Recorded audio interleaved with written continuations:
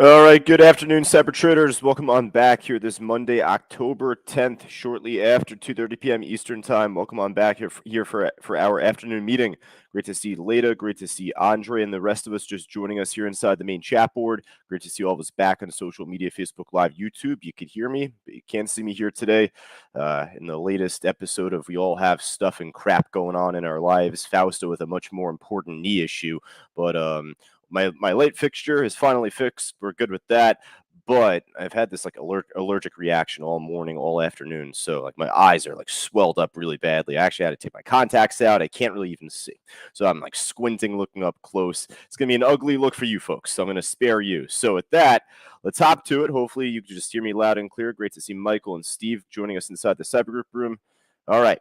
So cold, Leda had called this one out just a moment ago. Cold natural gas ETF, pushing up pretty nicely, up over 5.5% right now. What I like about this trade, this ETF, keep in mind not a stock but an ETF, but either way, it's been pushing up really well across the last 2.5, 3 weeks. The last really a little bit longer than that, perhaps.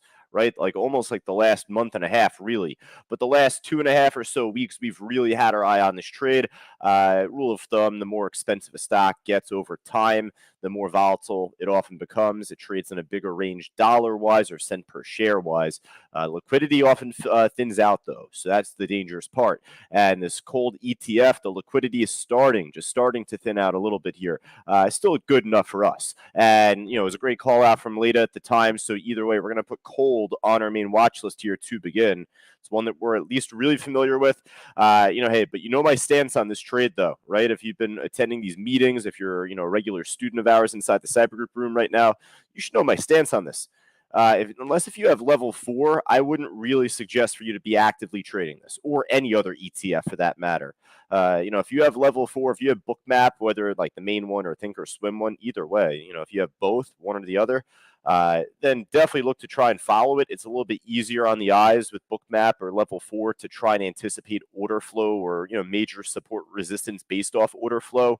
So that's where I say just, hey, follow it if you have it. If you don't, then just move on from it. Don't even put it on your personal list. For us here, we'll start off with putting this on our main watch list, but we'll see what else we have, though. We'll go from top to bottom. Otherwise, oh boy, this is going to be a tough one here. I got to really get close up.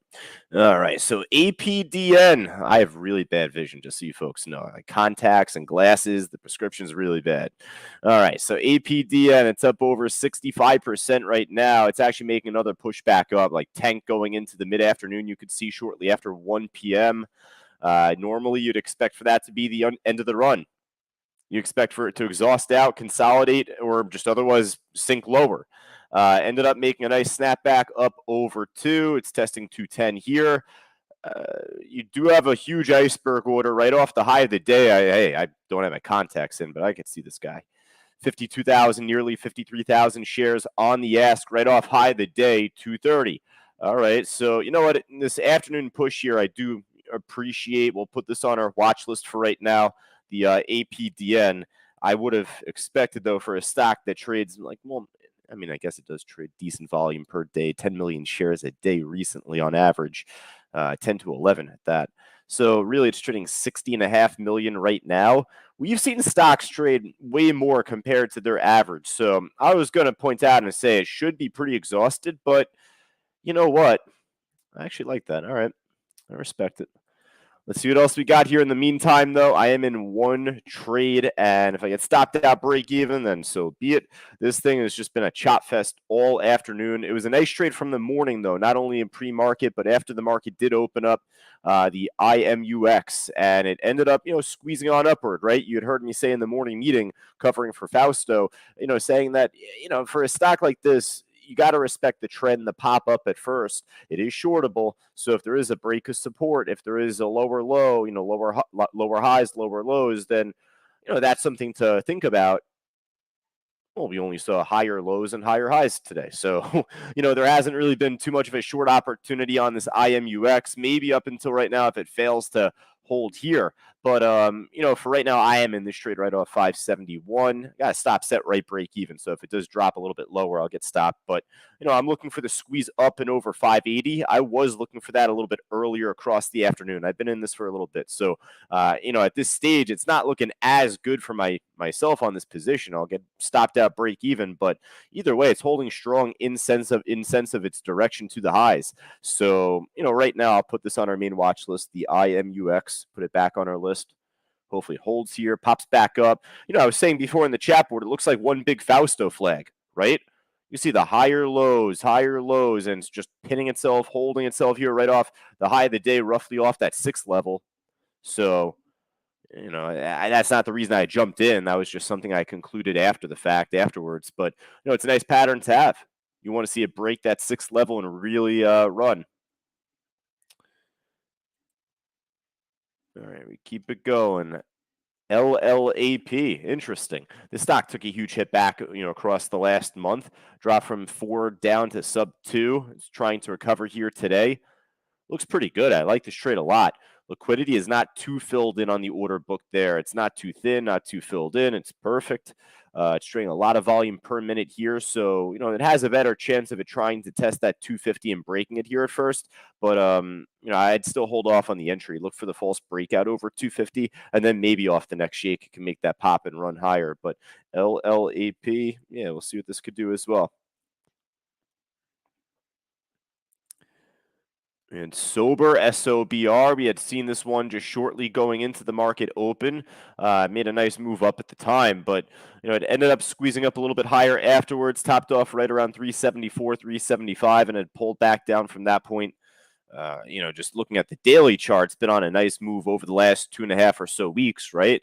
But it doesn't look as healthy right now. So even if it does make a small pop in the next 15, 20 minutes, this just doesn't look as good of a chart that I'd want to follow at this time of the day. So, hey, if it ends up squeezing up a little bit more from this point, then I'll be more hopeful for a higher run from there on the sober trade. But, right now it's not really doing a whole lot of anything here. It already pumped up so much the last however many days here. So when is it really going to drag back down again? That's the question.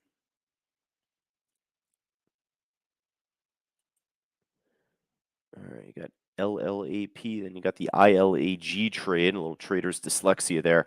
ILAG making a nice squeeze from earlier today. I didn't really notice this until right now, at least the run up. So it looks like this did make a pretty strong run from like 370-ish, 360-ish up towards over 5. First test of 5 there. You could see it ended up making that big false break that I was alluding to on the other one.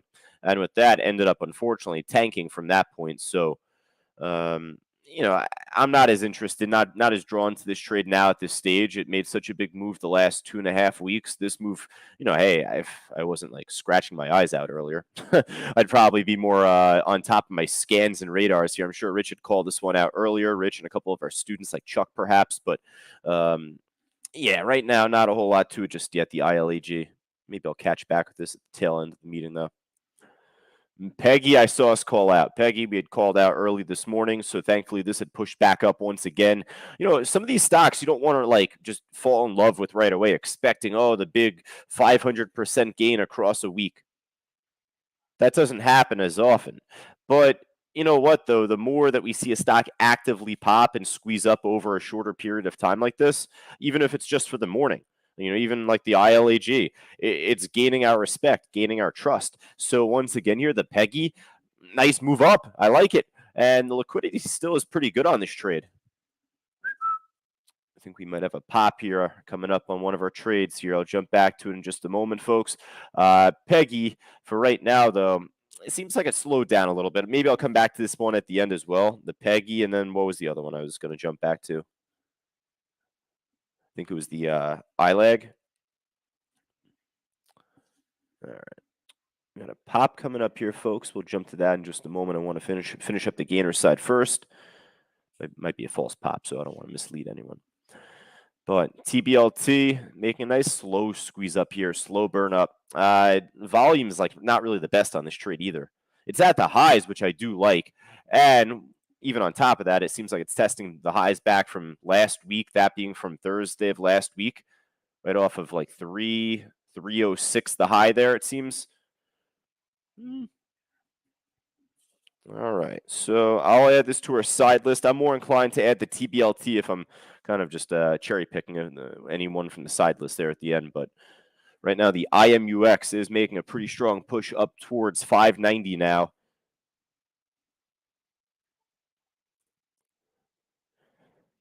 Let's see what else we got. Across the gainer side here, I don't have my SPY chart up. I guess that like a trade station little chart glitch there. All right, we'll check in with the SPY at the tail end though. We had seen a nice break from a trend line there on the SPY, so we'll follow that up or follow up with that at the end.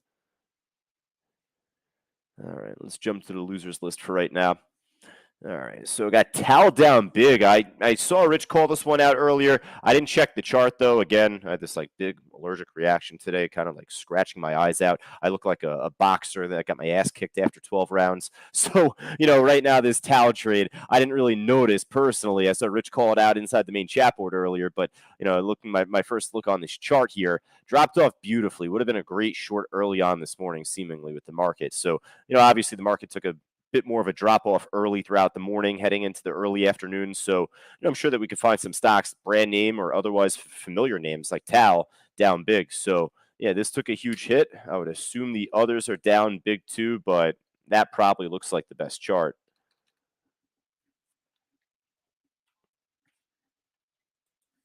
Yeah. All right. So Tal for right now, it seems pretty tradable at least, right? I mean, it's not necessarily at the lows, the literal lows of the day, but it's right off of 4. So, perhaps that could hold as resistance. A lot of volume getting filled roughly off 395 here as well, 60,000 share print. So I would say 4 and 395 are two big levels to follow on this Tal trade. So look for that to hold there. That could be a pretty interesting setup for a short.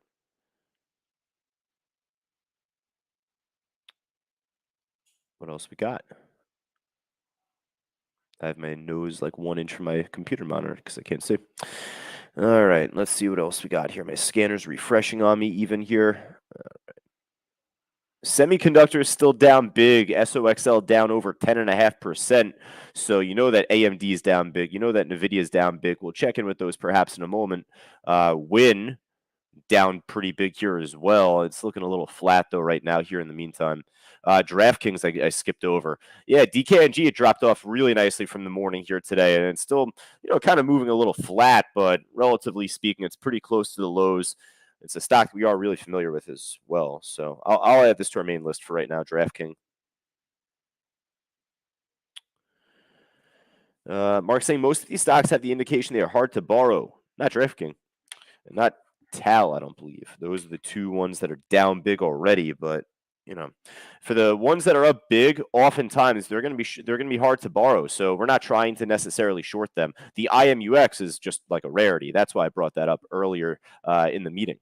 That one's shortable on my platform at least. Always double check with your broker. But if it's up big and if it's exhausted out and if we see lower highs and see a break of support, then that could be a nice short.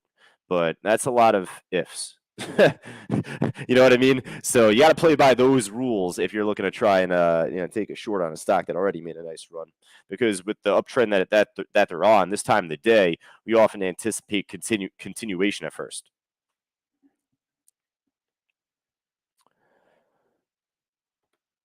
All right, just double checking everything else here, folks, on social media, Facebook Live, YouTube. I don't see anything in the comment section for right now, which is fine. I think that we kind of brushed through everything.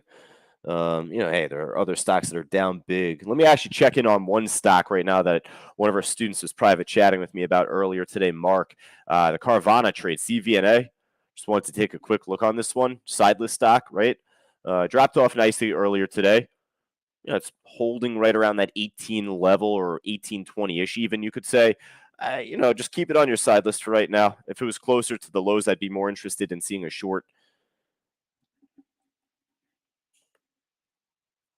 Latest thing, AEHR going anywhere with question mark testing 1650 resistance. So take a look on that. We'll check back in on the IMUX here at the end.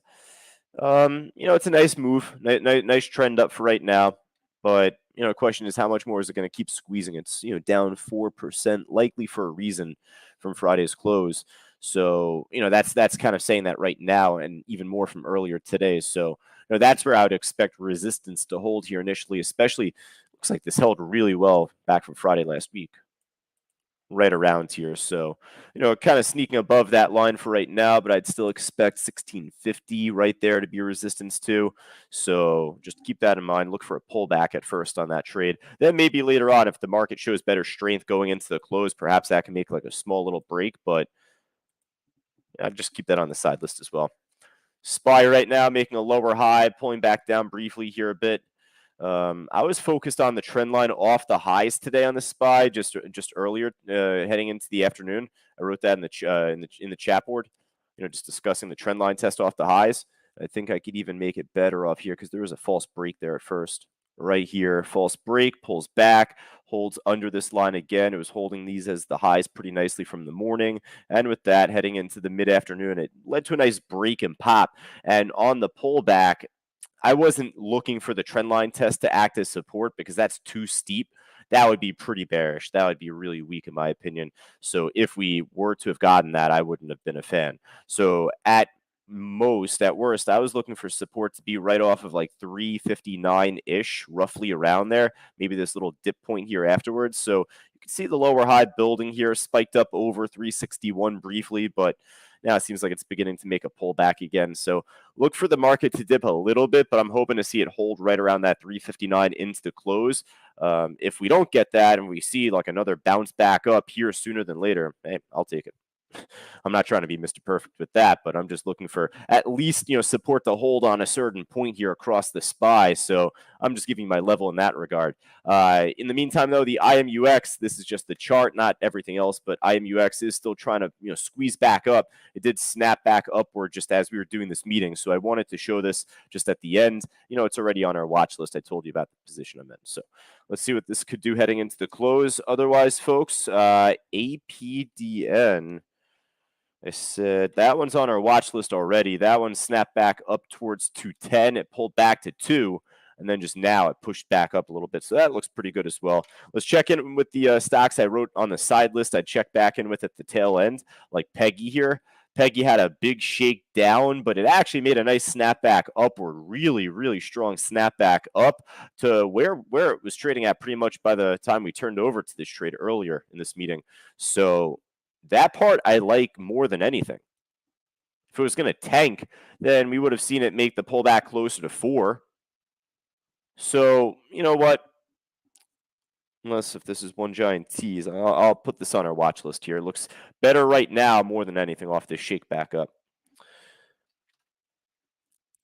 ILAG had, pulled back briefly there. I feel like that one's more exhausted at this point. And then the TBLT, it's hard to ignore this. I mean, it's up big. It's like right off the highs there, roughly off 290 resistance, assumptively off 3 afterwards. So I will add TBLT. We got a decent sized list here. I didn't want to make it too big, but in total, 2, 4, 6, 7, 7 different stocks, and then the ETF cold. So 8 in total.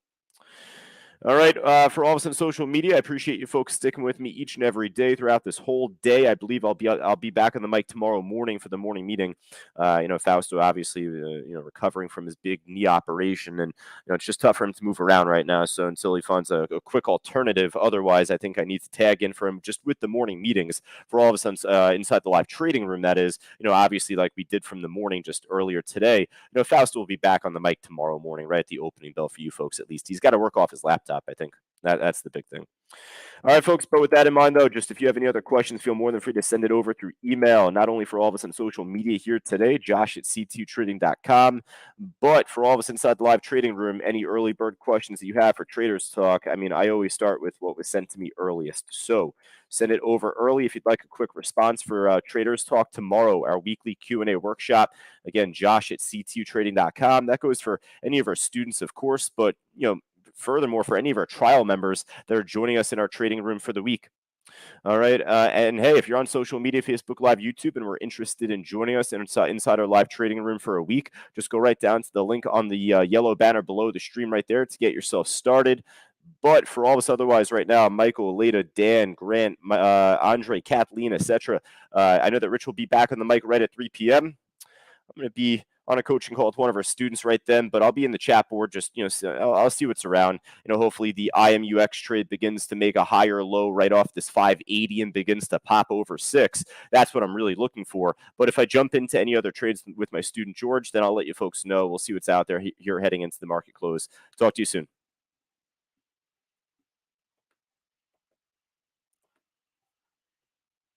Become a Cyber Group member today. Just click the link below and receive all these amazing products and a world of knowledge for just $9. Do it today.